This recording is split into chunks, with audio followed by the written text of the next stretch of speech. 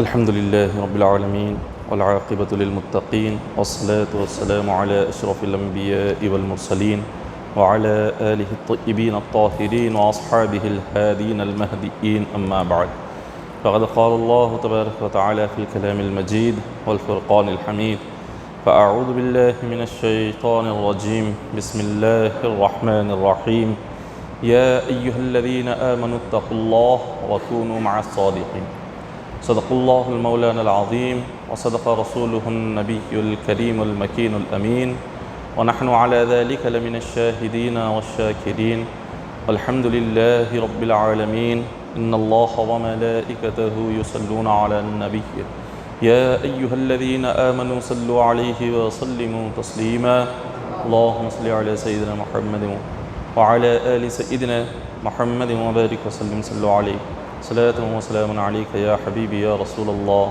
صلی اللہ تعالی علیہ وسلم۔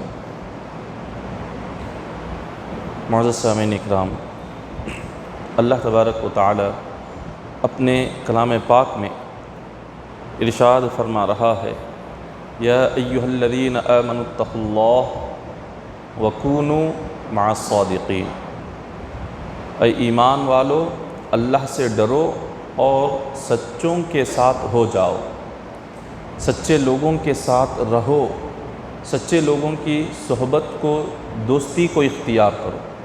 اللہ تعالیٰ نے یہ آیت کریمہ میں دو باتوں کا حکم دیا ایمان والوں کو۔ سب سے پہلے اللہ نے فرمایا کہ اتقوا اللہ، تم اللہ سے ڈرو۔ اللہ سے کیسے ڈریں؟ اللہ سے ڈرنے کا مطلب کیا ہے؟ اللہ سے ڈرنے کا مطلب ہے گناہوں سے بچنا، خود کو گناہ سے بچانا، اور گناہ کرنے سے پہلے سوچنا کہ میرا رب مجھے دیکھ رہا ہے، یہ اللہ سے ڈرنے کا مطلب ہے۔ ہر عمل جو بھی بندہ دنیا میں کرے، وہ کرنے سے پہلے یہ سوچے کہ آج میں یہاں کر لوں گا، کل قیامت کے دن مجھے اس کا جواب دینا ہوگا، مجھے اس کا حساب دینا ہوگا، یہ اللہ سے ڈرنا ہے۔ تو اللہ نے فرمایا کہ بندوں، تم جو بھی دنیا میں عمل کرتے ہو، اس عمل کو کرنے سے پہلے تم سوچو کہ قیامت کے دن مجھے اس کا حساب دینا ہے، تم سوچو کہ اس کا تم سے سوال کیا جائے گا، اس کا تم سے حساب لیا جائے گا۔ تو اللہ سے ڈرو وَكُونُوا مَعَ الصَّادِقِينَ۔ پھر اللہ نے فرمایا سچے لوگوں کے ساتھ ہو جاؤ، جو سچے ہیں، اللہ کے جو سچے بندے، اللہ کے جو نیک بندے ہیں، ان لوگوں کے ساتھ رہو، ان کی دوستی کرو اور ان کی سنگتوں کو اختیار کرو۔ یہ قرآن پاک کا حکم ہے۔ تو اللہ تعالیٰ ہم سے فرما رہا ہے کہ ہم بروں کے ساتھ نہ رہیں، اچھوں کے ساتھ رہیں، دوستیاں اچھوں کے ساتھ ہو، دوستیاں نمازیوں کے ساتھ ہو، دوستیاں نیک لوگوں کے ساتھ ہو، بروں کے ساتھ کبھی دوستی نہ ہو، بروں کے ساتھ کبھی ان کے ساتھ رہنا نہ ہو، ان کی صحبتوں کو کبھی اختیار مت کرو۔ تو اس سے ہوتا کیا ہے؟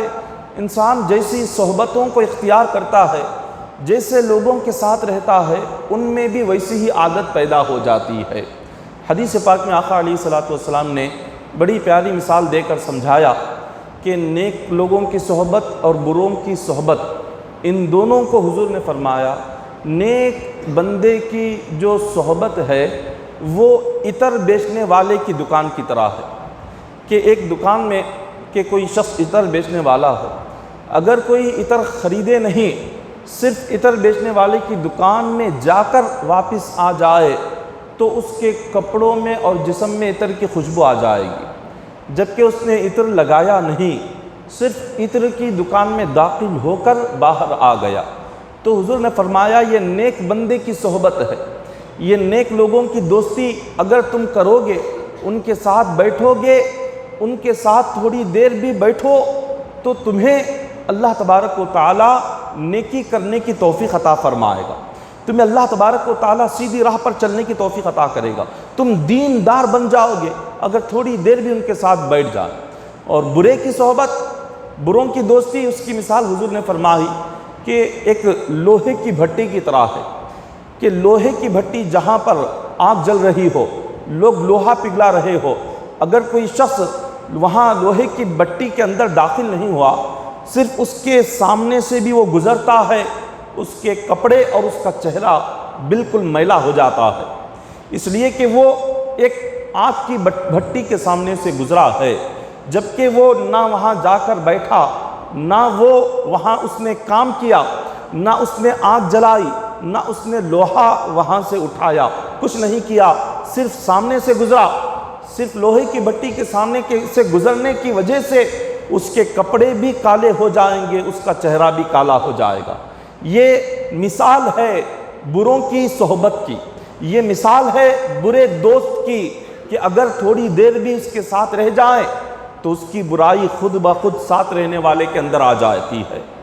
تو ساتھ رہنے والا جتنا بھی نیک کیوں نہ ہو، لیکن اگر اس کا دوست برا ہے، وہ برائی ساتھ رہنے والے کے اندر ضرور آتی ہے، وہ برائی اس کے اندر آ کر رہے گی۔ جیسے کہ حضرت جنید بغدادی رحمۃ اللہ تعالیٰ علیہ، جنید بغدادی رحمۃ اللہ تعالیٰ علیہ یہ اپنے وقت کے بہت بڑے ولی کامل ہے، یہ فرماتے ہیں کیسے بندوں کے ساتھ رہنا ہے اور کیسوں کے ساتھ نہیں رہنا، دوستی کن سے کرنی ہے اور کن سے نہیں کرنی۔ جنید بغدادی فرماتے ہیں ایسے کو اپنا دوست بناؤ جو تمہارے ساتھ نیکی کر کے بھول جائے، تمہاری مدد کر کے بھول جائے، تم پر احسان کر کے بھول جائے، تمہارے ساتھ اچھائی کر کے بھول جائے، کبھی وہ اپنا احسان تمہیں یاد نہ دلائے، کبھی وہ تمہارے ساتھ جو اس نے مدد کی وہ مدد تمہیں یاد نہ دلائے، تمہارے ساتھ جو نیکی کی وہ نیکی کبھی وہ یاد نہ دلائے، ایسے بندے کو اپنا دوست بناؤ جو احسان کر کے تمہارے ساتھ نیکی کر کے بھول جائے۔ اور پھر فرمایا تم ایسے بندے کو ہرگز دوست نہ بناؤ جو تمہارے ساتھ نیکی تو کرے، تمہاری مدد تو کرے، لیکن بار بار تمہیں اپنا احسان یاد دلائے، تمہیں تانا دے اور تمہیں ذلیل کرے، تمہیں بے عزت کرے اور کہے کہ فلاں وقت میں میں نے تمہاری یہ مدد کی، فلاں وقت میں نے یہ احسان کیا۔ ایسا احسان جتلانے والے کو اپنا دوست مت بناؤ۔ اور فرمایا جو اگر تمہارے ساتھ کوئی برائی ہو گئے، اگر تم نے اس کے ساتھ کچھ برا کر دیا، اپنے کسی دوست کے ساتھ برا کر دیا، تو تمہاری برائی کو دیکھ کر وہ تمہیں معاف کرے اور تمہارے ساتھ احسان کر کے بھول جائے، ایسے کو اپنا دوست بناؤ۔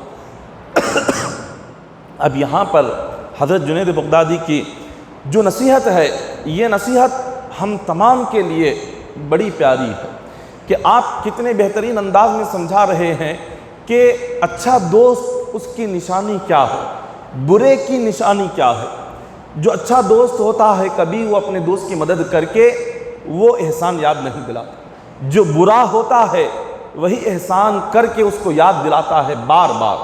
اسی لیے حضور علیہ الصلوۃ والسلام نے فرمایا کہ اگر کسی بہترین انسان کے ساتھ تمہیں رہنا ہے تو حضور فرماتے ہیں علماء کے ساتھ رہو، علماء کی مجلس میں بیٹھو، علماء کرام کی صحبت میں بیٹھو، ان سے دوستی کرو، کیونکہ حضور فرماتے ہیں کہ جس طرح ایک مردہ زمین پر جب بارش گرتا ہے تو بارش کے پانی سے مردہ زمین زندہ ہو جاتی ہے، اس پر ہریالی پیدا ہو جاتی ہے، درخت پیدا ہو جاتے ہیں۔ سوکھے درختوں پر اگر بارش کا پانی گر جائے تو اس میں پھل آ جاتے ہیں۔ اسی طرح سے جو بندہ علماء کی صحبت کو اختیار کرے، علماء کی دوستی کو اختیار کرے، ان کی مجلس میں بیٹھے تو اس کا مردہ دل زندہ ہو جاتا ہے، اس کے مردہ دل میں اللہ تعالیٰ ایمان کی زندگی پیدا کر دیتے ہیں، اس کا جو ایمان ہے تازہ ہو جاتا ہے علماء کی سنگت میں بیٹھنے سے، علماء کی مجلس میں بیٹھنے سے۔ تو یہ حضور نے فرمایا کہ تم لازم کر لو علماء کے ساتھ بیٹھنے کو، علماء کی دوستی کو اپنے اوپر لازم کر لو۔ پھر آگے فرماتے ہیں سب سے بدترین جو مجلس ہے، سب سے بدترین جو محفل ہے وہ امیروں اور دولت مندوں اور سیاست دانوں کی ہے۔ جو بادشاہ ہو، سیاست دان ہو، امیر اور مالدار ہو، اس کی مجلس اور اس کی دوستی یہ سب سے بدترین دوستی اور سب سے بری مجلس ہے۔ اس لیے کہ جب کوئی شخص کسی دولت مند سے، کسی سیاست دان سے اپنی دوستی رکھتا ہے، اس کی مجلس میں جب وہ جاتا ہے، بیٹھتا ہے، تو اس کو ہر بات سننی پڑتی ہے، وہ چاہے دین کے خلاف ہو، وہ چاہے دین کے لیے اچھائی کی بات وہ کہے یا دین کے لیے برائی کی بات وہ کہے، اس کو سننا ہی پڑتا ہے۔ تو جب وہ جاتا ہے تو بزرگان دین فرماتے ہیں جب کوئی شخص کسی بادشاہ کے پاس یا کسی سیاست دان کے پاس یا مالدار کے پاس جاتا ہے تو اس کے پاس ایمان ہوتا ہے، اس کے دل میں ایمان ہوتا ہے۔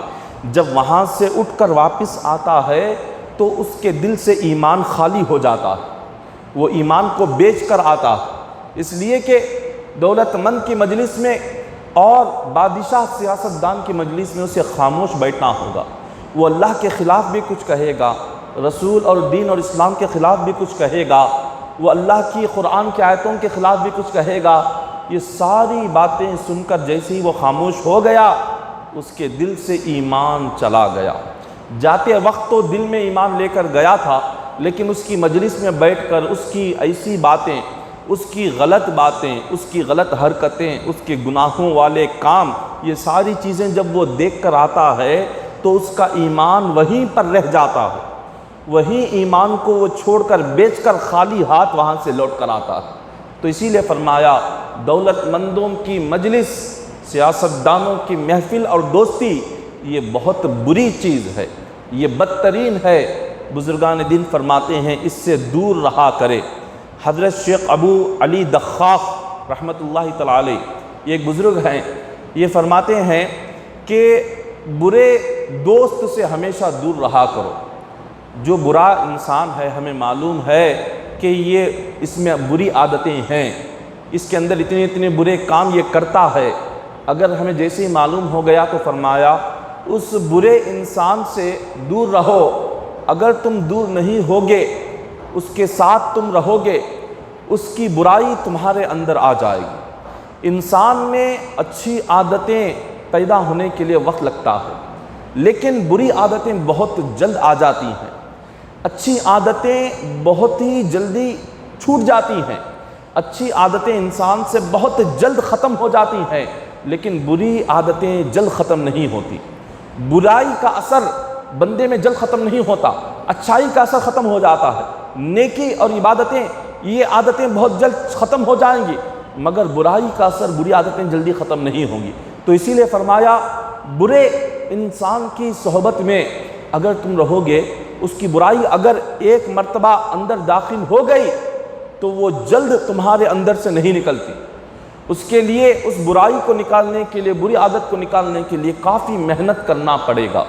حضرت داتا گنج بخش علی حجویری رحمۃ اللہ تعالی علیہ یہ بہت بڑے ولی کامل ہے، یہ فرماتے ہیں اگر کوئی نیک بندہ ہو، نیک انسان اگر بروں کے دوستی میں رہے گا، بروں کے ساتھ رہے گا تو دیکھنے والے اس کو برا ہی کہیں گے، اگرچہ کہ وہ نیک ہے، اس نے کوئی برا کام نہیں کیا، وہ اچھا ہے، اچھائی کرتا ہے، لیکن صرف وہ نیک انسان، اچھا انسان بروں کی سنگت میں رہنے کی وجہ سے، بروں کی دوستی کی وجہ سے لوگ اسے بری نظر سے دیکھیں گے، اس کو برا سمجھیں گے۔ اگر کوئی برا انسان ہو، برا بندہ ہو، اس کے اندر ہزار قسم کی برائی ہو اور وہ اچھے لوگوں کے ساتھ رہتا ہو، نیک لوگوں کے ساتھ رہتا ہو، اس کی برائی کے باوجود لوگ اسے اچھا کہیں گے، اسے نیک کہیں گے۔ کیوں؟ اس لیے کہ وہ نیکوں کے ساتھ رہتا ہے، اچھوں کے ساتھ رہتا ہے، حالانکہ تو ہے برا، لیکن دیکھنے والے اس کو اچھا ہی کہیں گے کیونکہ یہ نیک بندوں کے ساتھ رہتا ہے، نیک بندوں کی صحبت اس کو ملتی ہے۔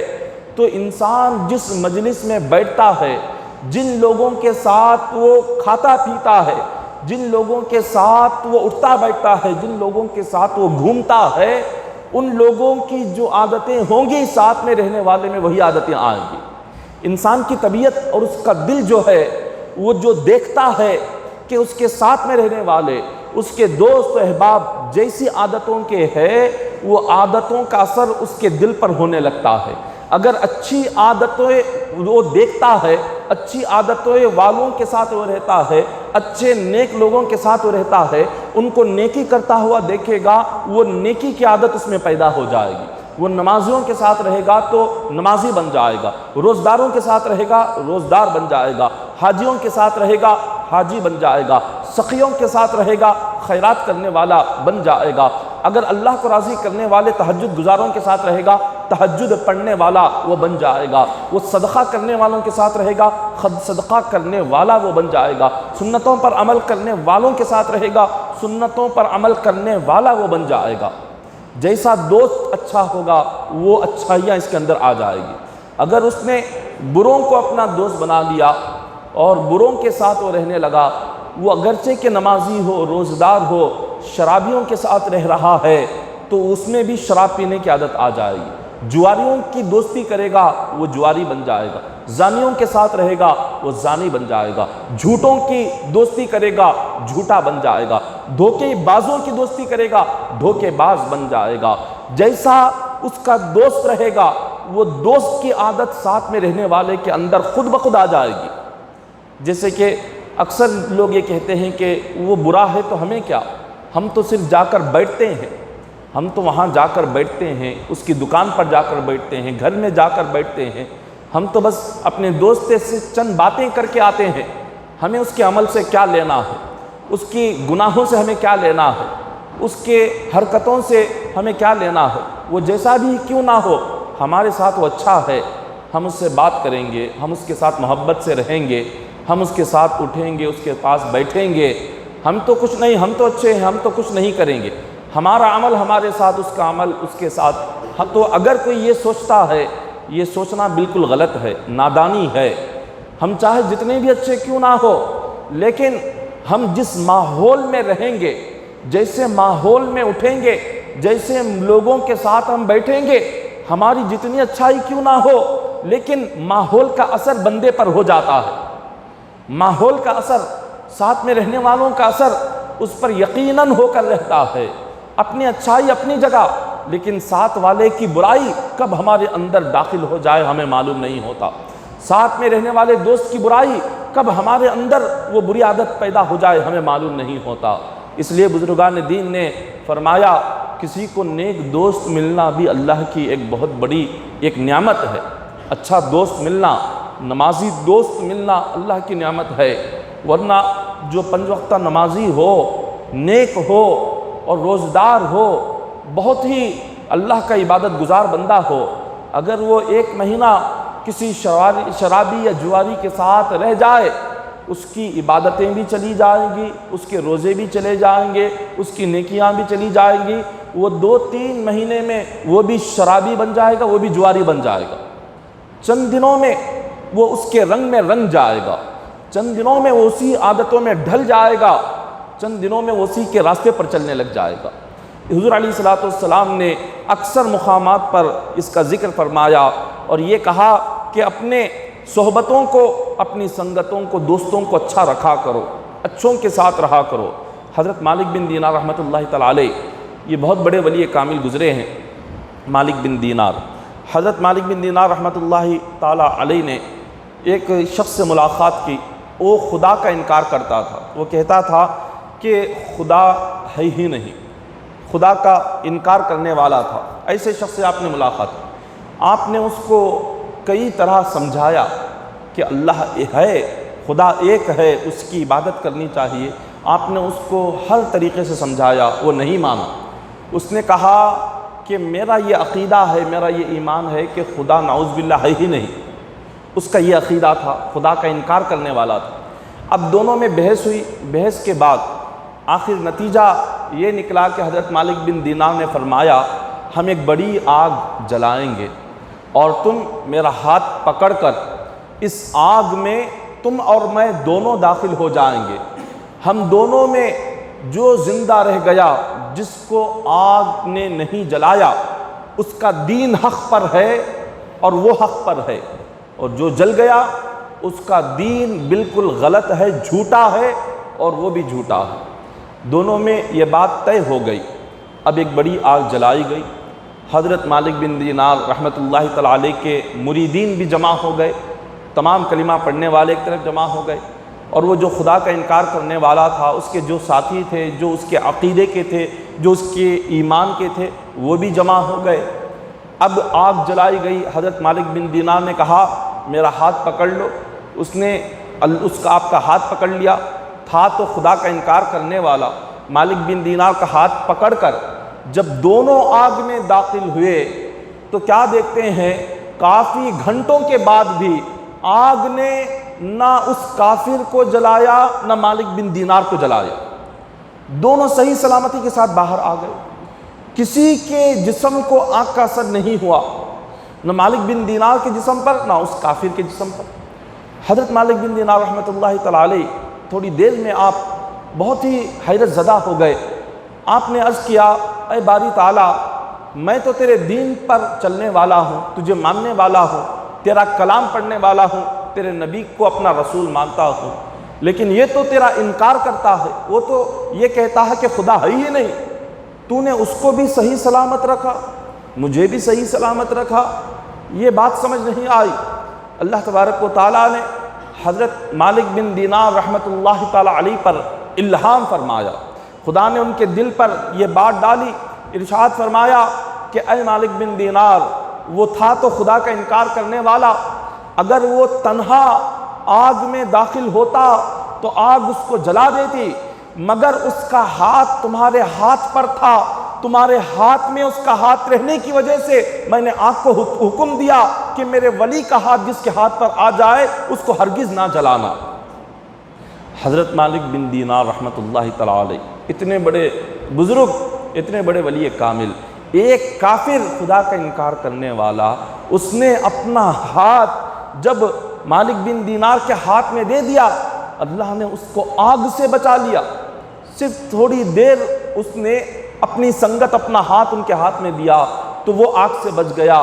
تو اگر ہم بزرگان دین کے ہاتھ میں اپنا ہاتھ دیں اور ان کے صحبت میں رہیں، ان سے محبت کریں، ان کے طریقے پر چلے، ان کے راستے پر چلے، تو قیامت کے دن جہنم کی آگ بھی ہم پر اثر نہیں کر سکتی، بشرطے کہ ہم اپنے بزرگوں کے طریقے پر ہم چلے، ہم بزرگان دین سے سچی عقیدت کریں، محبت کریں، ان کے تعلیمات پر عمل کریں، اپنی زندگیوں کو، اپنے اعمال کو اگر صحیح رکھ کر ہم بھی اپنے اولیاء اور بزرگان دین کے طریقے پر چلیں گے تو اللہ تعالیٰ دنیا کی اور قیامت کی آگ سے ہماری حفاظت فرمائیں گے۔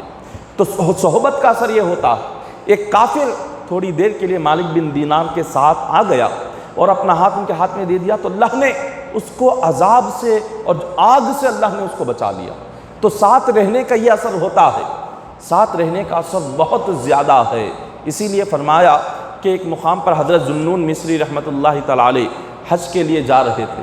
ذوالنون مصری یہ بہت بڑے ولی کامل گزرے ہیں۔ آپ حج کو تشریف لے جا رہے تھے تو راستے میں آپ نے میدان احد کو دیکھا۔ میدان احد جیسے نظر آیا، آپ فوراً اپنی سواری سے کود کر اس میدان پر لیٹ گئے، کبھی سیدھی جانب پلٹتے، کبھی بائیں جانب پلٹتے، اپنے جسم کو اس ریگستان کے ریت کے کنکروں پر رگڑ رہے ہیں۔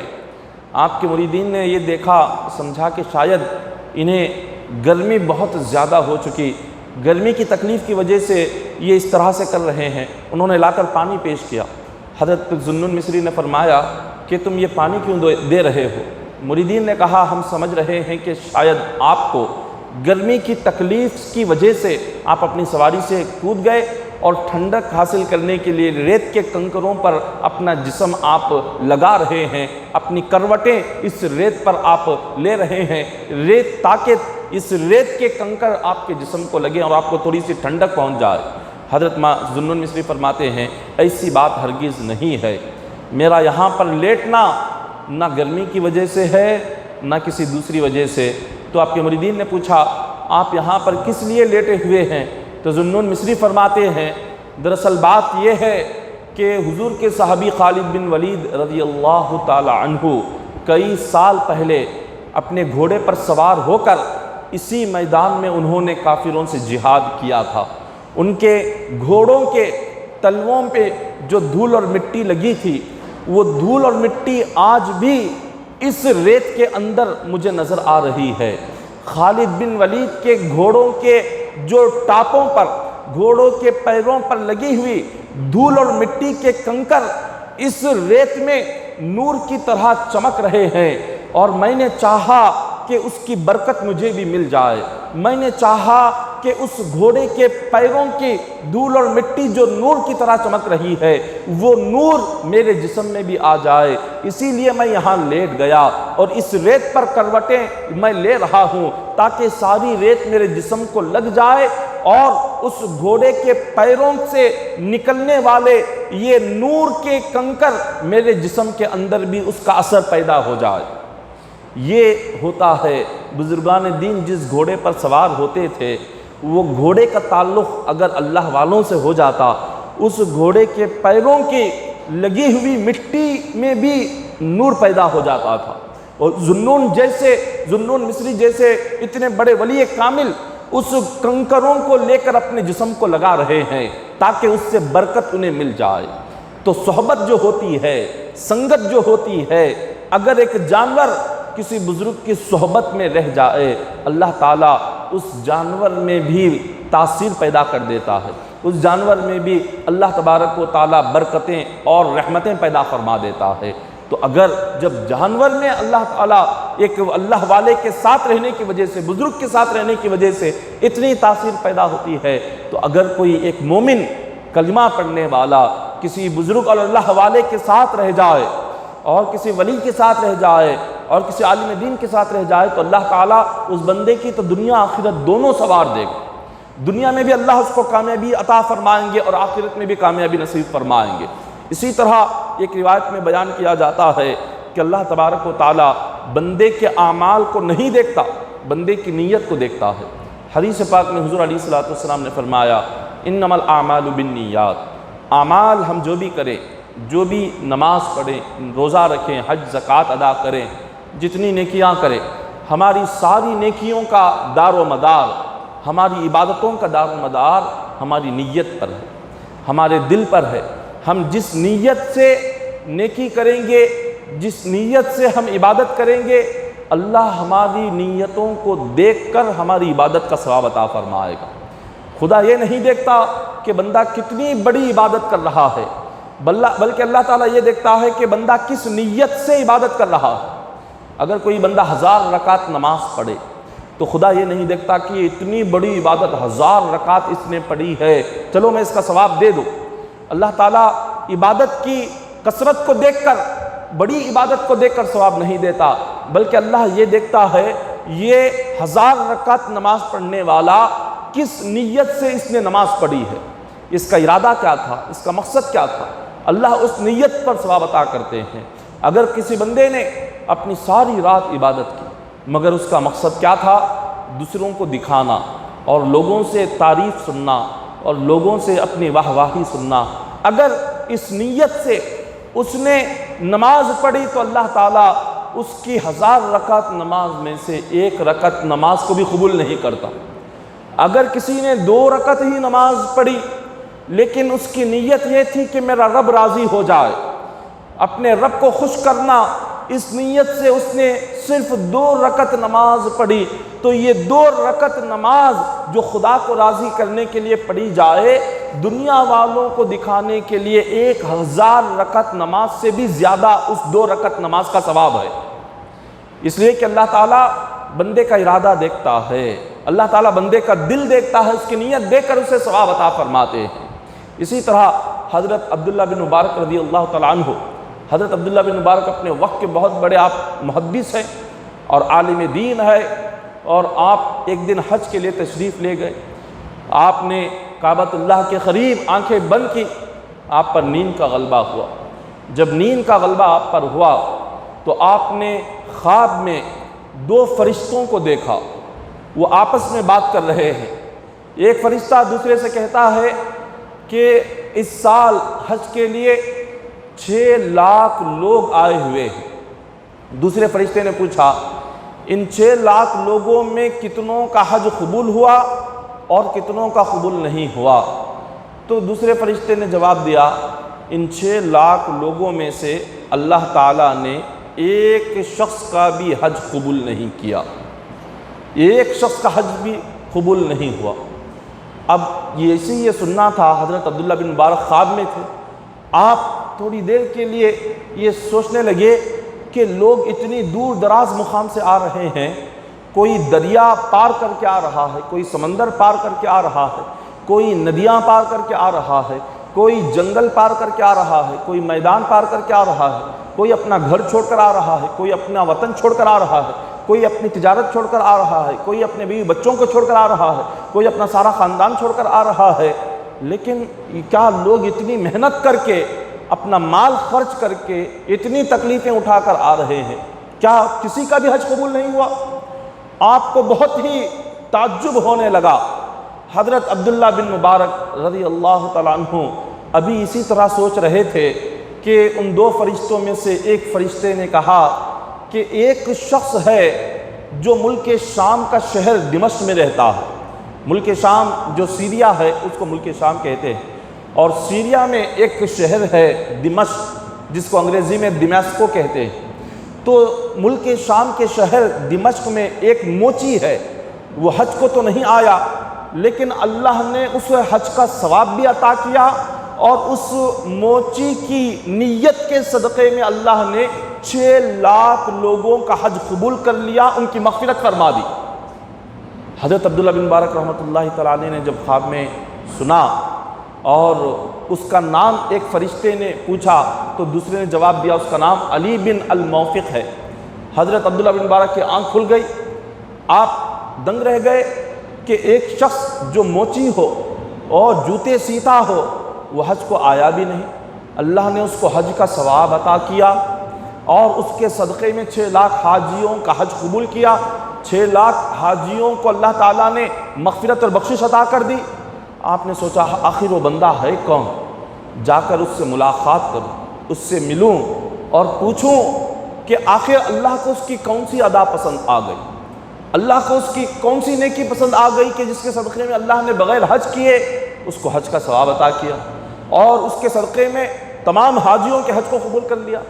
آپ نے جیسی حج کے ارکان مکمل کر لیے، حج کے دن پورے ہو گئے، تو آپ اس شخص کی تلاش میں نکلے، ملک شام پہنچے۔ ملک شام کے شہر دمشق جاتے ہیں اور دمشق میں آپ نے لوگوں سے پوچھا یہاں علی بن الموفق نام کا کوئی شخص ہے؟ لوگوں نے اس کا پتہ بتایا۔ حضرت عبداللہ بن مبارک رضی اللہ تعالی عنہ آپ سیدھے اس کے مکان پر گئے، آپ نے دروازے کو دستک دی، وہ شخص باہر آیا، آپ نے پوچھا علی بن الموفق کا کیا یہی مکان ہے؟ اس نے کہا ہاں یہی مکان ہے۔ آپ نے پوچھا کہ میں اس سے ملنا چاہتا ہوں، اس سے ملاقات کرنا چاہتا ہوں۔ اس نوجوان نے کہا میں ہی علی بن الموفق ہوں، بتاؤ آپ کو کیا کہنا ہے؟ حضرت عبداللہ بن مبارک فرماتے ہیں کیا تم نے اس سال حج کیا؟ اس نے کہا کہ جی نہیں، میں نے حج نہیں کیا۔ آپ نے پوچھا کیا تمہاری کوئی خواہش ہے، کیا کوئی آرزو ہے تمہاری؟ اس نے کہا میری ایک ہی آرزو اور تمنا ہے کہ میں ایک مرتبہ کعبۃ اللہ کا حج کروں اور اللہ کے گھر کی زیارت کروں، یہی ایک میری نیت ہے۔ جیسے عبداللہ بن مبارک رضی اللہ تعالیٰ عنہ نے یہ سنا تو آپ نے اس سے فرمایا آپ اپنی اس آرزو کو پورا کیوں نہیں کرتے؟ اس نے کہا میں نے 30 سال تک جوتے سی کر ہر دن ایک درہم جمع کر کے میں نے 30 سال میں 3000 درہم کو جمع کیا۔ 3000 درہم جب جمع ہو گئے، جب مجھے یقین ہو گیا کہ اتنی رقم سے میں حج کر سکتا ہوں، اب اس سال میں نے حج کا ارادہ کیا۔ میں حج کو نکلنے ہی والا تھا کہ حج کے سفر سے کچھ دن پہلے ہی شاید اللہ کو میرا آنا منظور نہ ہوا، میں نہیں جا سکا۔ پوچھا کہ بتاؤ کیا وجہ ہے تم نہیں جا سکے؟ اس نے کہا میں آپ کو وجہ نہیں بتا سکتا، بس ایسے ہی کچھ حالات ایسے پیش آ گئے کہ میں کعبۃ اللہ کو جا نہیں سکا۔ حضرت عبداللہ بن مبارک رضی اللہ تعالیٰ عنہ اس کو بار بار کہتے ہیں، بار بار اس سے سوال کرتے ہیں کہ بتا وہ کیا وجہ ہے جس کی وجہ سے تو حج کو نہیں گیا؟ 30 سال سے تو نے ایک درہم کر کے اتنی رقم جمع کی، 3000 درہم، جب جانے کا وقت قریب آیا، تیری زندگی بھر کی کمائی اور تیری آرزو اور تیری تمنا پورا ہونے کا وقت قریب آیا، تو حج کو جانے سے چند دن پہلے کس چیز نے تجھے کعبۃ اللہ جانے سے روکا؟ تیری آرزو اور تمنا کس وجہ سے پوری نہیں ہوئی؟ اس نے کہا کہ یہ صرف میرے اور اللہ کے درمیان کا معاملہ ہے، یہ ایک راز ہے، اس کو راز رہنے دو، میں اس کو ظاہر نہیں کروں گا، میں لوگوں کے سامنے اس کو بیان نہیں کروں گا، یہ صرف میرا رب جانتا ہے، میں نے جو کیا اپنے رب کو راضی کرنے کے لیے کیا، دنیا والوں کو دکھانے کے لیے میں نے نہیں کیا۔ بس اتنا سننا تھا۔ حضرت عبداللہ بن مبارک رضی اللہ تعالیٰ عنہ نے اس سے کہا کہ میں وعدہ کرتا ہوں میں کسی کو کچھ نہیں کہوں گا، بتا کیا بات ہے؟ اس نے کہا کہ حضور دراصل بات یہ ہوئی، جب میں نے حج کو جانے کا ارادہ کیا سارے شہر میں یہ بات عام ہو گئی، سب لوگوں نے مجھے مبارکبادی دی، سب لوگوں نے آ کر میری واہی کی، تعریف کی، سارے شہر میں دمشق میں سب لوگوں نے کہا کہ تمہارے کعبۃ اللہ جانے کا وقت قریب ہے، تم بڑے خوش نصیب ہو۔ ہر ایک کی زبان پر میری تعریف آ گئی، ہر ایک میری اچھائی بیان کرنے لگا۔ اب صبح کو مجھے سفر حج کے لیے نکلنا تھا، رات کے وقت میں اپنے پڑوسی کے گھر گیا، میرا پڑوسی دسترخوان پر بیٹھا ہوا تھا، اس نے کچھ روٹیاں سالن بنائی ہوئی تھی، وہ لوگ کھانے کے لیے بیٹھ رہے تھے۔ میں جب گیا تو میرا پڑوسی کہنے لگا ہم کھانے کے لیے بیٹھ رہے ہیں لیکن تمہیں کھانے کے لیے نہیں بلا سکتے، یہ صرف ہمارے لیے کھانا حلال ہے، تمہارے لیے یہ کھانا حلال نہیں ہے۔ اس شخص نے پوچھا بتاؤ کیا بات ہے؟ تو پڑوسی نے جواب دیا دراصل بات یہ ہے کہ 3 دن سے میرے گھر میں فاقہ چل رہا ہے، 3 دن سے میں اور میری بیوی میرے بچے کچھ نہیں کھائے۔ اب حالت ایسی ہو گئی تھی کہ اگر ہم کچھ نہ کھاتے تو مر جاتے، لیکن شریعت نے اجازت دی ہے کہ موت کے وقت حرام چیز کھا کر اپنی جان بچا سکتے ہو، شریعت نے اجازت دی ہے۔ تو آج ہم نے صرف اپنی جان بچانے کے لیے ہم باہر گئے تو دیکھا ایک گدھا مرا ہوا پڑا تھا، ہم نے اس گدھے کا مرے ہوئے گدھے کا گوشت ہم لے کر آئے اور ہم اس کو اب پکائے، اب اس کو کھانے جا رہے ہیں، اس لیے تاکہ ہمارے لیے جان بچ جائے۔ یہ صرف ہماری مجبوری میں ہمارے لیے یہ جائز ہے یہ کھانا، اور تمہاری کچھ مجبوری نہیں، تم یہ نہیں کھا سکتے، تمہارے لیے یہ کھانا حرام ہے۔ جیسے ہی اس شخص نے یہ سنا کہ پڑوسی اتنا مجبور ہے کہ اس کے گھر کھانے کی تنگی ہے، روزے کی تنگی ہے، وہ بھوکا پیاسا مر رہا ہے، جیسے پڑوسی کی تکلیف کی خبر ہوئی تو یہ موچی اپنے گھر گیا، اپنی 30 سال کی کمائی ہوئی کمائی 3000 درہم لا کر اپنے پڑوسی کو دے دیا، کہا کہ اس کو لے لے، اپنی تکلیف دور کر دے اور اپنے گھر میں خوشیاں لے کر آ جا۔ صبح ہوئی، سارے لوگ گھر آئے، سب نے اس کو مبارکبادی دے کر اب اس کو چھوڑنا تھا، سفر حج پر روانہ کرنا تھا، سارے لوگ اس کی رخصتی کے لیے مکان پر آئے۔ اس نے دیکھا کہ کئی بھیڑ لگی ہوئی ہے، کئی لوگ آئے ہوئے ہیں اور سب اس کی تعریف کر رہے ہیں کہ کتنا خوش نصیب انسان ہے جو جانے حج کو جا رہا ہے۔ اس نے دیکھا کہ اب میں باہر آؤں گا، لوگوں کو کیا کہوں، میری عزت کیا رہ جائے گی لوگوں میں، سارے شہر میں بات عام ہو گئی ہے حج کو جا رہا ہوں، اگر میں نہ کہوں تو کیا ہوگا۔ پھر اس نے سوچا کہ چلو جو کچھ ہے اللہ دیکھنے والا ہے، یہ دنیا والوں کی عزتیں اور ان کی تعریفیں لے کر مجھے کیا کرنا ہے۔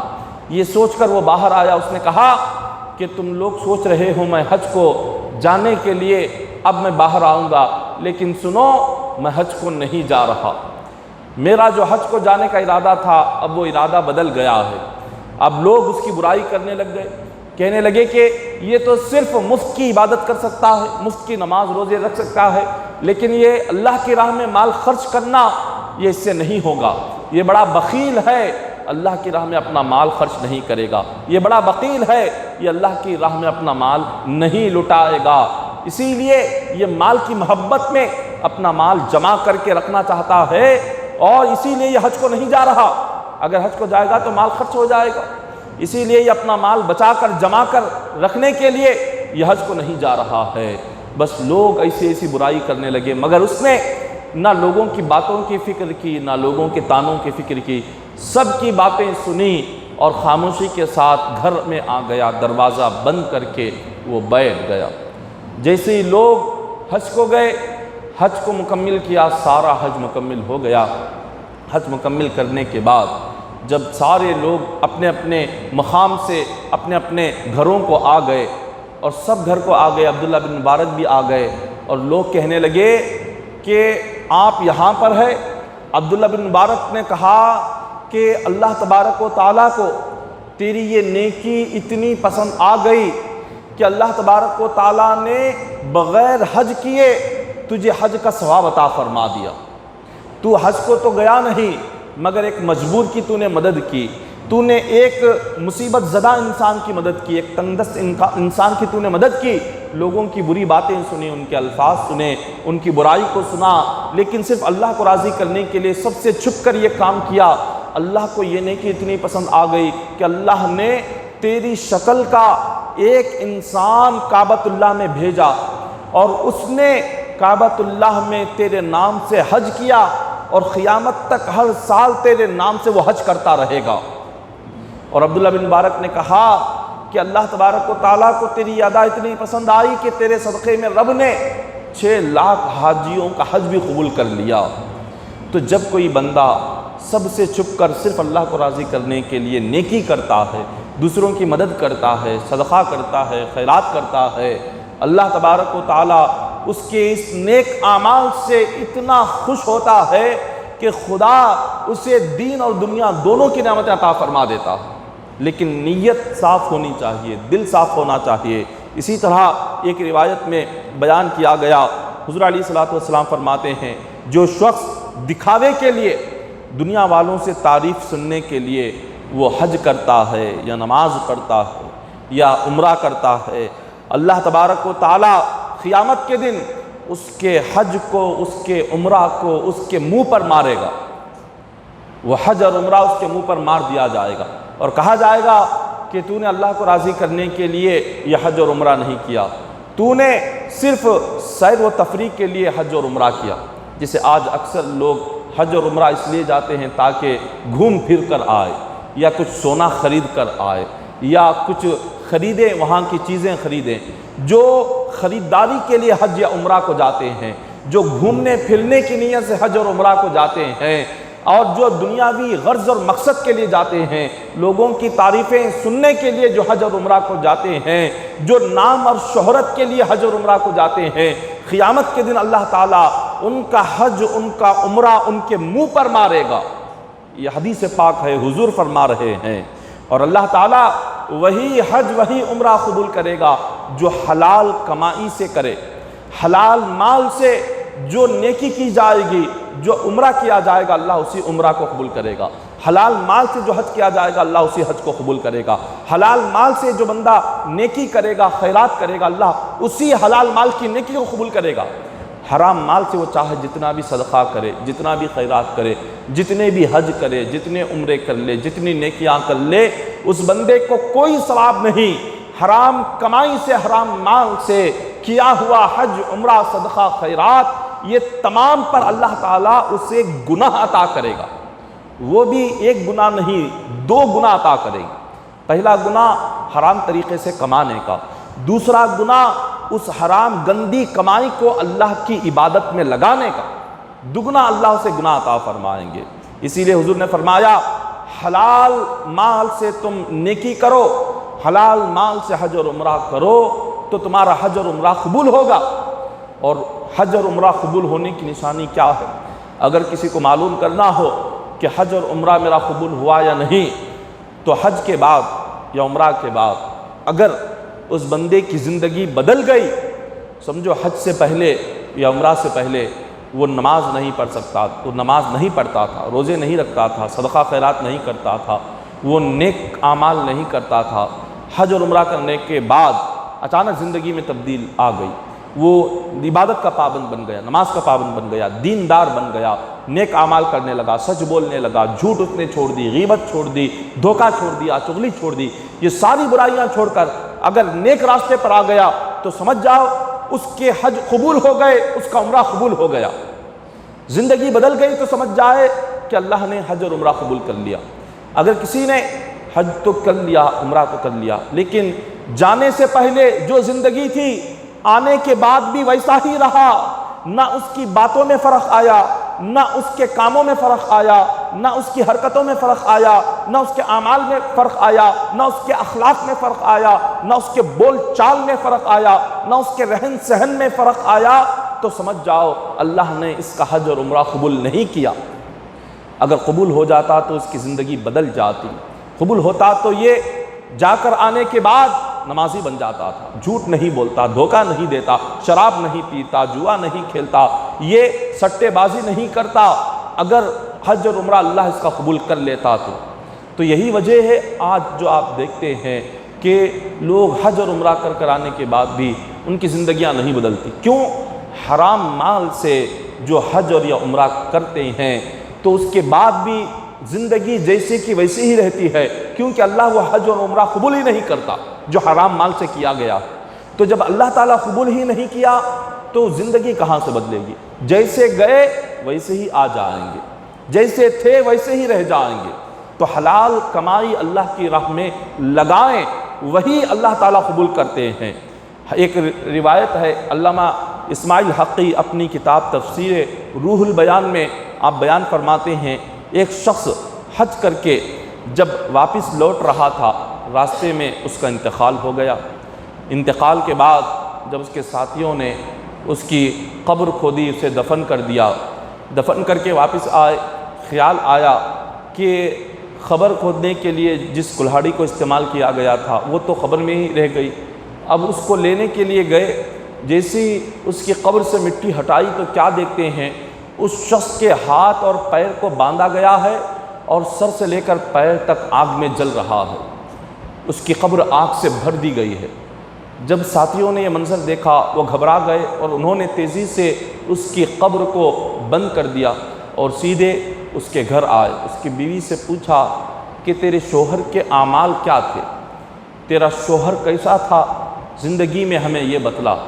بیوی نے کہا میرے شوہر نے جو حج کیا اس کا حج حلال کمائی سے نہیں ہوا، حرام کمائی سے ہوا۔ میرے شوہر نے اپنے دوست کے کچھ رقم چرائی، وہ اپنے دوست کے چرائے ہوئے مال کو لے جا کر اس نے حج ادا کیا۔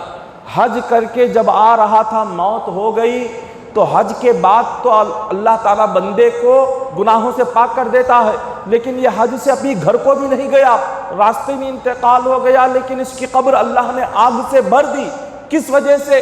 حرام مال سے حج کرنے کی وجہ سے، چوری کے مال سے حج کرنے کی وجہ سے اللہ تعالیٰ نے اس کی قبر کو آگ سے بھر دیا۔ تو اللہ تعالیٰ جس بندے کو بھی عبادتوں کا ثواب عطا کرتا ہے وہ اسی وقت میں عطا کرتا ہے کہ اس کا مال بھی حلال ہو، اس کی نیت بھی اللہ کو راضی کرنے کی ہو۔ حلال مال ہو، نیت اللہ کو راضی کرنے کی ہو، تبھی بندے کا حج بھی قبول ہوگا، عمرہ بھی قبول ہوگا، صدقہ بھی قبول ہوگا، خیرات بھی قبول ہوگا، نماز بھی قبول ہوگی، روزہ بھی قبول ہوگا۔ اگر نیت اور دل کا ارادہ صحیح نہ ہو اور مال حرام کی کمائی کا ہو تو کوئی عبادت اور کوئی نماز، کوئی حج اور عمرہ، زکوٰۃ، صدقہ، خیرات کچھ قبول نہیں ہوتا۔ بزرگان دین کی تعلیم یہی رہی کہ حلال مال کماؤ، اپنی نیت اور اپنے دل کا ارادہ صحیح رکھا کرو۔ ایک مرتبہ آقا علیہ الصلوۃ والسلام مسجد نبوی میں تشریف فرما تھے کہ ایک صحابی آئے اور انہوں نے نماز پڑھی اور سیدھے حضور کی محفل میں آ کر بیٹھ گئے۔ حضور نے فرمایا کیا تم نے نماز پڑھی؟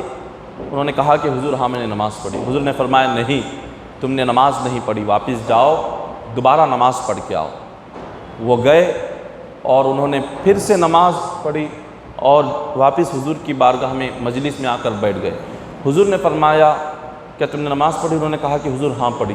حضور نے فرمایا جاؤ، تم نے نماز نہیں پڑھی، دوبارہ سے پڑھ کے آؤ۔ وہ پھر گئے اور جا کر انہوں نے پھر نماز پڑھی تیسری مرتبہ اور آ کر حضور کی محفل میں بیٹھ گئے۔ حضور نے پوچھا کیا نماز پڑھی؟ انہوں نے کہا کہ ہاں۔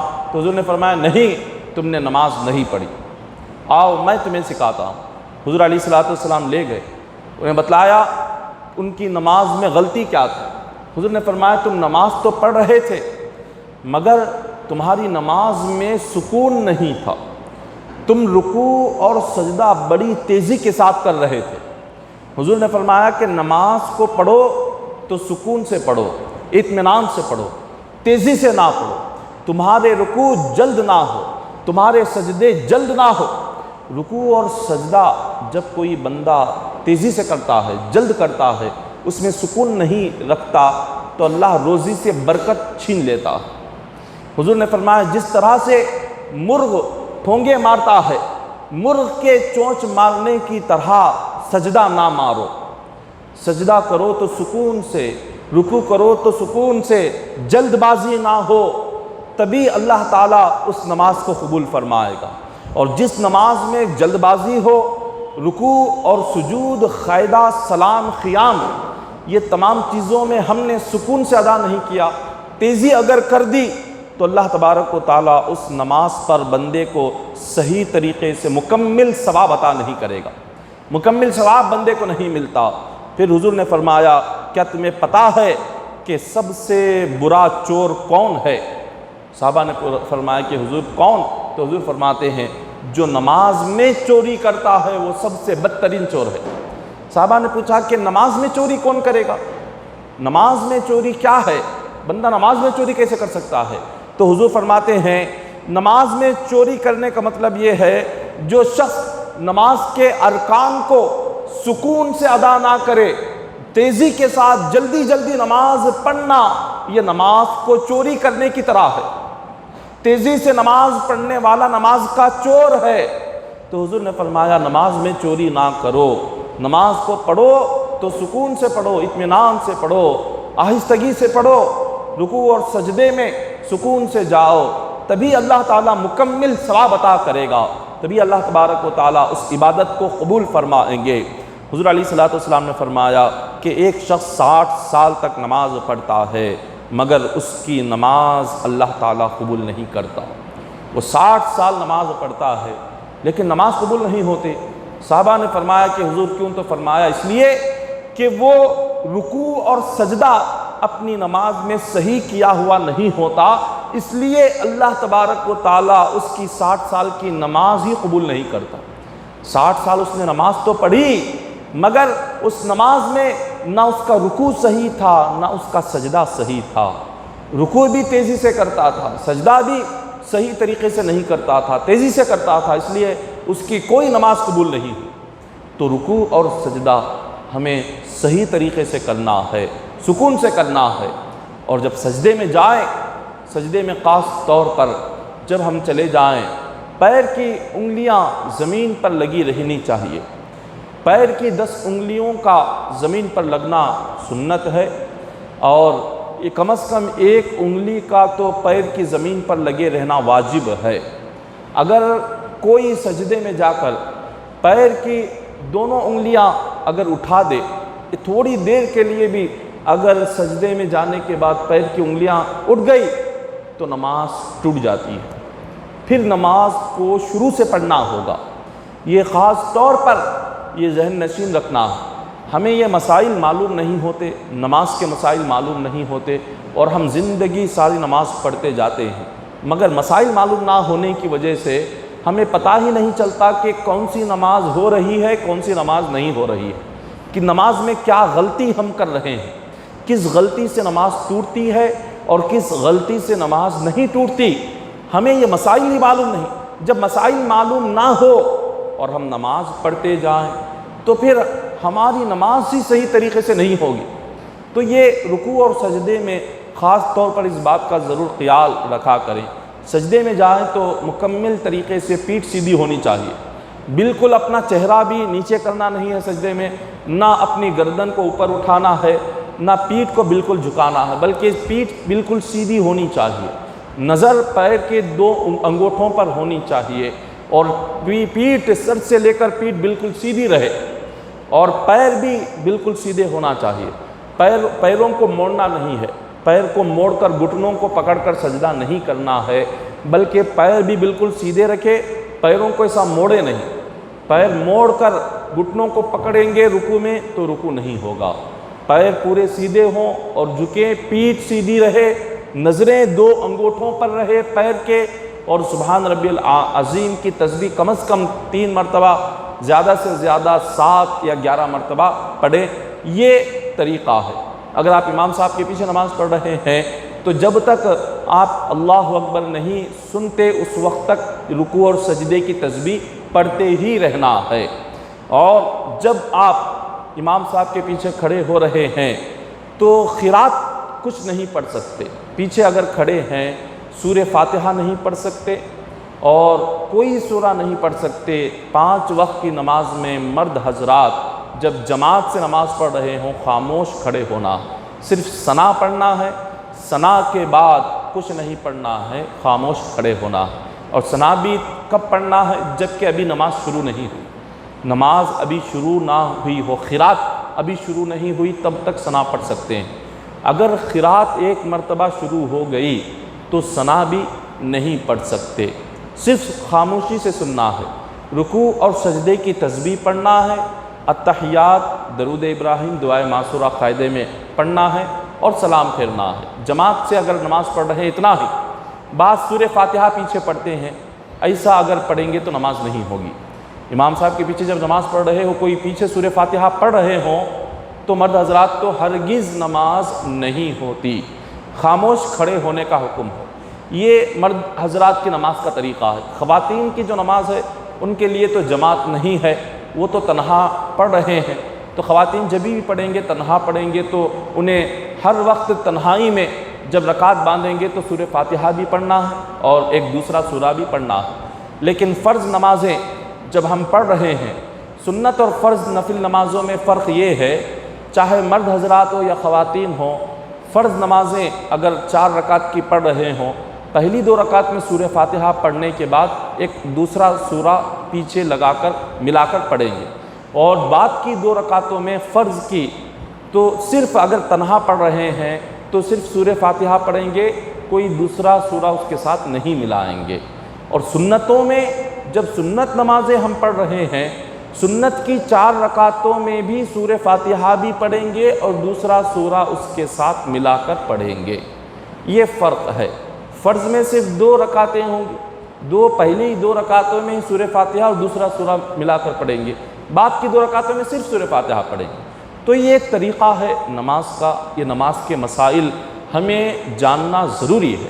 بغیر نماز کے مسائل جانے ہم نماز پڑھیں گے تو دل کو خود سکون نہیں ہوگا، دل کو خود یقین نہیں ہوگا کہ ہم کیا پڑھ رہے ہیں، صحیح پڑھ رہے ہیں یا غلط پڑھ رہے ہیں، ہمیں خود معلوم نہیں ہوگا۔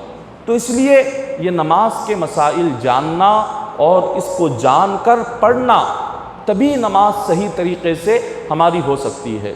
اسی طرح آپ رکوع یا سجدہ جب کریں تو کوہنیاں جو ہے رکوع اور سجدے میں زمین پر لگنا نہیں ہے۔ سجدے میں جب چلے جائیں تو اکثر ہاتھ کی کوہنیاں زمین پر لگاتے ہیں، یہ غلط طریقہ ہے، سنت طریقہ نہیں ہے، بلکہ کوہنیاں اٹھی ہوئی ہونی چاہیے اور 2 ہاتھ بالکل لگا کر بھی سجدہ نہیں کرنا چاہیے، اور ہاتھ پیچھے بھی نہیں ہونا چاہیے، آگے بھی نہیں ہونا چاہیے۔ سجدے کا جو صحیح طریقہ ہے وہ طریقہ یہ ہے کہ جب ہم سجدے میں جائیں تو 2 ہتھیلیوں کے درمیان میں چہرہ آنا چاہیے۔ یہ جو انگوٹھا ہوتا ہے، انگوٹھا کان کی لو کے برابر آنا چاہیے، 2 کان کی لو کے برابر انگوٹھا رہنا چاہیے، اور چہرہ 2 ہاتھوں کے درمیان، نہ بالکل پیچھے ہاتھ نہ بالکل سامنے ہاتھ، اس طرح سجدہ کرنا ہے۔ اور سجدے کے وقت میں پہلے جب سجدے میں جائیں تو ناک لگانا ہے، بعد میں پیشانی لگانا ہے، اور سجدے سے اٹھتے وقت میں پہلے پیشانی کو اٹھانا ہے اور بعد میں ناک کو اٹھانا ہے۔ یہ سجدے کا طریقہ ہوا۔ اور جب قیام میں کھڑے ہوتے ہیں تو 2 پیروں کے درمیان 4 انگلیوں کا فاصلہ رکھ کر کھڑے ہونا، پیروں کو بالکل پھیلانا یہ بھی سنت کے خلاف ہے، صرف 4 انگلیوں کا فاصلہ ہو۔ اور رکعت جب ہم باندھتے ہیں تو اس میں بھی کئی طرح کی غلطیاں ہوتی ہیں، کبھی ہاتھ اس طرح رکھ کر باندھتے ہیں، کبھی ہاتھ اس طرح انگلیاں موڑ کر باندھتے ہیں، کبھی بالکل اس طرح ہاتھ کھول کر باندھتے ہیں۔ رکعت باندھنے کا جو صحیح طریقہ ہے وہ یہ ہے، جو ہتھیلیاں ہیں ہتھیلیاں قبلے کی طرف ہونی چاہیے، انگلیاں تھوڑی سی کھلی ہونی چاہیے، یہ جو انگوٹھے ہیں کان کی لو کو لگنا چاہیے، اور اس طرح سے کھلے ہاتھوں کے ساتھ، کھلی انگلیوں کے ساتھ ہتھیلیاں کھلی رکھ کر ہمیں رکعت باندھنا، یہ سنت طریقہ ہے۔ اس طرح ہتھیلیاں اس طرح سے رکعت باندھنا سنت کے خلاف ہے، اس طرح سے رکعت باندھنا چاہیے۔ اور جب رکعت باندھیں تو ناف کے نیچے ہاتھ ہو، ناف کے نیچے، اور ناف کے اوپر ہاتھ باندھنا سنت کے خلاف ہے۔ اور جہاں تک خواتین ہیں، خواتین نماز پڑھ رہی ہوں تو خواتین کے لیے حکم ہے وہ سینے کے اوپر ہاتھ باندھیں، خواتین کے لیے، اور ان کے لیے رکعت باندھنے کا طریقہ بالکل الگ ہے۔ وہ بالکل اپنے ہاتھوں کو بالکل اپنے جسم سے لگا کر، انگلیوں کو باندھ کر کے صرف اپنے ہاتھ کاندھوں تک اٹھا کر باندھیں گی۔ خواتین اپنے ہاتھ کان کی لو تک نہیں اٹھائیں گی، خواتین صرف کاندھوں تک ہی ہاتھ اٹھا کر اپنے سینے پر ہاتھ باندھ لیں گی، یہ ان کا طریقہ ہے۔ اور رکوع میں بھی وہ بالکل مردوں کی طرح اپنی کوہنیاں کھول کر رکوع میں نہیں جائیں گی، بلکہ اپنے جسم کو سمیٹ کر کوہنیوں کو جسم سے لگا کر خواتین رکوع کریں گی۔ اور سجدہ بھی خواتین کا مردوں کی طرح نہیں ہوگا، بلکہ خواتین کا جو سجدہ ہوگا وہ اپنے دونوں پیر ایک جانب کر کے وہ اپنی کمر پر سجدے میں بیٹھیں گی، یہ خواتین کے لیے سجدہ ہے۔ اور وہ جب سجدے میں جائیں گی تو بالکل اپنے ہاتھ جسم سے لگا کر سجدے میں جائیں گی، ہاتھ کھول کر نہیں۔ مردوں کے لیے حکم ہے کہ وہ ہاتھ کھلے رکھ کر سجدے میں جائیں اور کوہنیاں اٹھائے، بالکل نہ بچھائیں۔ لیکن خواتین کے لیے کیا ہے، اپنے جسم کو وہ سمیٹ کر، جسم کو کھولے نہیں، جسم کو سمیٹ کر خواتین سجدہ کریں۔ نماز میں خواتین کے لیے سارے ارکان شریعت نے ایسے رکھے ہیں کہ نماز بھی ادا کرے تو اس میں بھی شرم و حیا کا لحاظ رہے، شرم و حیا وہاں پر بھی رہے، تو شریعت نے وہاں تک لحاظ کیا ہے۔ تو قیام، رکوع اور سجدہ، اور اس کے بعد جو ہوتا ہے قاعدہ، قاعدے میں جب ہم بیٹھتے ہیں تو اس وقت میں ہمیں اب ہماری نظر گود پر رہنی چاہیے۔ پہلے اتحیات اگر ہم پڑھ لیں، اشہد اللہ پر انگلی اٹھانا ہے، لا الہ الا پر انگلی چھوڑ دینا ہے، لا الہ الا اللہ وحدہ لا شریک لہ مکمل کلمہ پڑھنے تک انگلی اٹھا کر رکھنا نہیں ہے۔ حدیث پاک میں سنت کیا ہے کہ لا اشہد اللہ پر انگلی اٹھائیں، الا پر انگلی چھوڑ دے، الا اللہ اشہد ان محمد عبدہ ورسولہ۔ اتحیات مکمل کر لیں۔ دوسری رکعت، اگر 4 رکعت والی نماز ہے، دوسری رکعت میں صرف اتحیات پڑھ کر کھڑے ہو جائیں گے۔ اگر چوتھی رکعت چل رہی ہے تو چوتھی رکعت میں ہم بیٹھے ہیں، اتحیات بھی پڑھیں گے، درود ابراہیم بھی پڑھیں گے، دعائے معصورہ پڑھ کر سلام پھیر دیں گے۔ سلام پھیرنے کا جو طریقہ ہے وہ یہ ہے، سلام جب ہم پھیرے تو اس وقت میں ہماری جو نظر ہے وہ کاندھے پر ہو، اور نیت یہ کرے کہ السلام علیکم ورحمۃ اللہ کے معنی یہ ہیں کہ تم پر سلامتی ہو اور رحمت ہو۔ اب کس پر ہم سلامتی بھیج رہے ہیں؟ تو سلام کے وقت میں نیت یہ ہونی چاہیے کہ سیدھی جانب جتنے مومن ہیں، فرشتے ہیں، نیک بندے ہیں، ایمان والے ہیں، اور تمام پر میں سلامتی بھیج رہا ہوں، یہ نیت ہونا چاہیے دونوں سلاموں کے وقت میں۔ بائیں جانب جب سلام پھیرے تو یہ نیت کرے کہ بائیں جانب جتنے لوگ ہیں، فرشتے ہیں یا نیک جنات ہیں یا اللہ کی نیک مخلوق ہے، ان تمام پر میں سلامتی بھیج رہا ہوں، اس طرح سے سلام پھیرے۔ تو یہ سلام کا طریقہ ہوا۔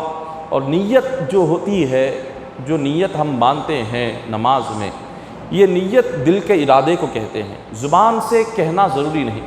جیسے عشاء کی نماز ہے، عشاء کی نماز کے لیے ہم یہ نیت کریں کہ عشاء کے 4 رکعت پڑھتا ہوں واسطے منہ میرا کعبۃ اللہ شریف کے اللہ اکبر، یہ ایک زبان سے کہہ کر ہم نے نیت باندھ دی۔ اگر زبان سے نہ بھی کہے، فوراً وضو کر کے آ گئے، کھڑے ہو گئے، ہمارے دل میں یہ ارادہ ہے کہ عشاء کی نماز ہی پڑھنا ہے، دل میں عشاء کی نماز کا ارادہ رکھ کر اللہ اکبر بھی کہہ دیے تو بھی نماز ہو جائے۔ نیت زبان سے کہنے کا نام نہیں، نیت دل کے ارادے کا نام ہے، دل میں ارادہ ہونا چاہیے۔ ہم عشاء کی نماز پڑھنے کا ارادہ تھا، اچانک زبان سے مغرب نکل گیا، عشاء تو پڑھنا چاہتے تھے لیکن مغرب زبان سے نکل گیا، تو پھر دوبارہ دہرانے کی ضرورت نہیں ہے، اس لیے کہ زبان سے جو بھی نکلے، اگر دل میں عشاء کی نماز ہی پڑھنا ارادہ ہے لیکن زبان سے مغرب یا فجر نکل گیا تو عشاء کی نماز ہی ہوگی، اس لیے کہ نیت بہت ضروری ہے، زبان کے الفاظ ضروری نہیں ہے۔ پھر ایسا نہیں کہ ارے مجھے مغرب عشاء بولنا تھا، میں نے مغرب کہہ دیا، پھر رکعت توڑ کر پھر سے نیت باندھ کر پھر سے رکعت باندھوں، ایسا نہیں کرنا چاہیے۔ نیت جس نماز کی کر کے ہم گئے، زبان سے الفاظ اگر دوسرے نکل گئے تو کوئی حرج نہیں ہے، نماز ہو جاتی ہے۔ تو نماز کے یہ اہم مسائل ہے، یہ مسائل کو جان کر نماز پڑھیں گے تو ہی نماز صحیح ہوگی۔ اس کو بغیر ہم جانے نماز پڑھیں گے تو نماز بالکل صحیح نہیں ہوگی۔ اگر نماز میں سمجھو کسی کو کوئی غلطی ہو گئی تو کیا کرنا ہے؟ جیسے نماز میں 2 رکعت پڑھ رہے تھے، اب سلام پھیرنا ہے یا نہیں ہے، کبھی اٹھ گئے، بیٹھنا تھا اٹھ گئے، 2 رکعت میں بیٹھنے کی جگہ ہم اٹھ کر تیسری رکعت میں کھڑے ہو، اب تیسری رکعت میں کھڑے ہو گئے تو کیا پھر ہمیں جا کر بیٹھ کر تحیات پڑھ کر اٹھنا ہے؟ نہیں، ایسا نہیں کرنا۔ 2 رکعت میں بیٹھنا تھا، ہم کھڑے ہو گئے، اب کھڑے ہو کر بیٹھیں گے تو نماز ٹوٹ جائے گی۔ کھڑے ہو گئے تو کھڑے ہو جانا ہے، کھڑے ہو کر تیسری رکعت چوتھی رکعت مکمل کر کے جب چوتھی رکعت میں ہم بیٹھیں گے تو اس وقت میں التحیات پڑھ کر پہلے ایک سلام پھیریں گے، ایک سلام پھیر کر 2 سجدے کریں گے، پھر اس کے بعد بیٹھ کر التحیات درود ابراہیم دعائے معصورہ پڑھ کے دونوں سلام پھیریں گے۔ اس کو سجدہ سہو کہتے ہیں۔ نماز میں کوئی غلطی ہو گئی تو اس طرح سے کریں گے سجدہ سہو۔ تو جب بھی آپ کو شک ہو، 4 رکعت پڑھ رہے ہوں، شک ہو کہ 4 رکعت ہے یا 3 رکعت ہے، اب قاعدے میں بیٹھ گئے ہیں، اب سلام پھیر دیے، اب سلام پھیرنا ہے، یقین نہیں کہ میں جو پڑھ رہا ہوں یہ تیسری رکعت میں بیٹھ گیا یا چوتھی رکعت میں بیٹھا، تو اسی صورت میں بھی ہمیں فوراً سجدہ سہو کر لینا ہے۔ التحیات پڑھ کے 2 سجدے کرے، پھر اس کے بعد التحیات درود ابراہیم دعائے معصورہ پڑھ کے 2 سلام پھیرے، سجدہ سہو کر لے۔ جب کبھی بھی شک پیدا ہو نماز میں یا کبھی کوئی غلطی ہو جائے نماز میں، فوراً ہمیں سجدہ کر لینا چاہیے، سجدہ سہو کر لینا ہے۔ اگر دوران نماز وضو ٹوٹ گیا، رکعت باندھ کر ہم کھڑے ہوئے تھے نماز میں، اچانک سے وضو ٹوٹ گیا، جیسے ہی وضو ٹوٹا ہمیں فوراً جس حالت میں ہیں ہم نماز کو چھوڑیں، نماز کو توڑیں، فوراً جائیں وضو کر کے، پھر جہاں سے نماز کو ہم نے چھوڑا یا تو اس طرح کریں یا شروع سے نماز پڑھ لیں۔ جیسے ہی ہم نے نماز توڑ کر گئے تھے، 2 رکعت کی نماز تھی، سمجھے 2 رکعت والی نماز تھی، پہلی رکعت تو اچھی طرح سے ادا ہو گئی، دوسری رکعت میں وضو ٹوٹ گیا تو فوراً ہمیں جانا ہے، وضو کرنا ہے، اور پھر آ کر ہمیں 2 رکعت کی نیت کر کے وہ نماز ادا کر لینا ہے۔ اگر ہم جماعت میں کھڑے ہیں، سمجھے کہ پہلی صف میں کھڑے ہیں، پیچھے 5-6 صف ہے، اب وضو ٹوٹ گیا ہے، اب ہمیں کیا کرنا ہے؟ اب پیچھے کی صف سے اگر ہمیں نکلیں گے، اس کا ایک طریقہ بھی ہے، کہ علماء نے، فقہاء نے یہ لکھا ہے کہ وہ شخص جس کا وضو ٹوٹا ہے جماعت میں ہو، وہ پیچھے آئے، اپنے پیچھے والے کو اپنی جگہ کھڑی کر دے، پھر پیچھے آئے، پیچھے والے کو سامنے کرے، پھر پیچھے آئے، اس طرح ایک شخص کو سامنے اپنی جگہ سامنے کی صف میں کھڑا کرتے کرتے وہ شخص پیچھے جا کر وضو کر کے پھر آ کر وہ نماز میں شامل ہو۔ یہ ایک طریقہ ہوا۔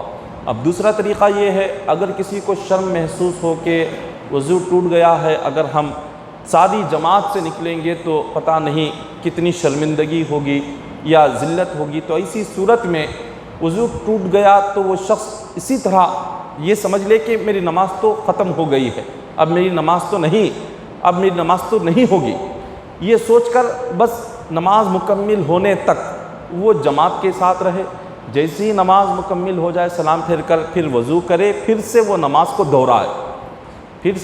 دہرا لے۔ یہ نماز کے مسائل ہے، تو لہٰذا پہلے مسائل کو سمجھے سیکھیں۔ انشاءاللہ آئندہ اتوار آج کچھ مسائل بیان ہوئے، پھر آئندہ اس بار انشاءاللہ کچھ اور مسائل آپ کے سامنے بیان کیے جائیں گے۔ دعا ہے کہ اللہ تبارک و تعالی ہم تمام کو علم دین سیکھنے اور سمجھنے، عمل کرنے کی توفیق عطا فرمائے۔ اللہ تبارک و تعالی ہم تمام کی نماز کو، عبادت کو قبول فرمائے۔ اللہ تبارک و تعالی ہم تمام کے علم میں اضافہ فرمائے، ہمیں مولا ایمان پر قائم فرمائے، ایمان پر ہمارا خاتمہ نصیب فرمائے۔ الہ العالمین ہم تمام کو مولا عذاب قبر سے، عذاب جہنم سے محفوظ فرما۔ الہ العالمین سکرات کے وقت میں آقا علیہ الصلوۃ والسلام کا دیدار نصیب فرما، مولا 5 وقتہ نماز کا پابند بنا۔ الہ العالمین ہم تمام کو مولا قیامت کے دن حضور علیہ الصلوۃ والسلام کی شفاعت نصیب فرما، مولا ہم تمام کو بغیر حساب کے جنت کا داخلہ نصیب فرما، عذاب جہنم سے محفوظ فرما، عذاب قبر سے محفوظ فرما، تیری عبادت اور بندگی میں زندگی گزارنے کی توفیق عطا فرما۔ آقا علیہ الصلوۃ والسلام کی سنتوں پر عمل کرتے ہوئے مولا زندگی گزارنے کی توفیق عطا فرما، مولا تیرے دین کی، تیرے گھر کی آخری سانس تک ہمیں خدمت کرنے کی توفیق اور موقع عطا فرما۔ قرآن پاک کی ہمیں آخری سانس تک ساری زندگی خدمت کرنے کی توفیق اور موقع عطا فرما۔ الہ العالمین خدمت دین اور خدمت قرآن میں ہمیں جینے مرنے کی توفیق عطا فرما۔ الہ العالمین ہم تمام کو حلال رزق عطا فرما، حلال روزی نصیب فرما، حرام رزق سے ہم تمام کو محفوظ فرما۔ الہ العالمین ہم تمام کی جائز دعاؤں کو آقا علیہ الصلوۃ والسلام کے وسیلے سے قبول فرما، ہماری جائز تمناؤں کو حضور کے صدقے میں قبول فرما، ہماری جائز حاجتوں کو آقا علیہ الصلوۃ والسلام کے وسیلے سے پورا فرما۔ الہ العالمین ہم تمام کو کہنے سننے سے بڑھ کر عمل کرنے کی توفیق عطا فرما۔ مولا ہمیں تہجد گزار بنا، ہمیں تہجد پڑھنے والا بنا۔ الہ العالمین ہم تمام کی عبادتوں کو قبول فرما لے۔ الہ العالمین ہم تمام کے روزوں کو قبول فرما لے۔